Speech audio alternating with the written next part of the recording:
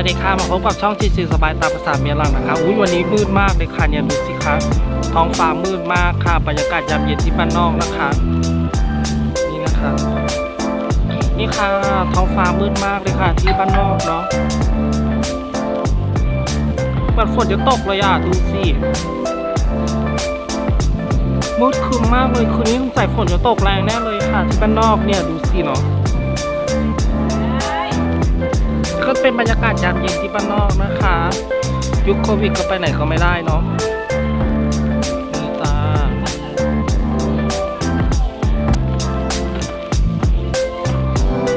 มืดมากน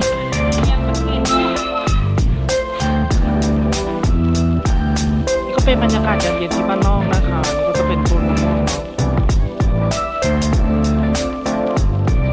อยู่นะคะสงสัยคืนนี้ฝนจะตกหนักแน่เลยเนี่ย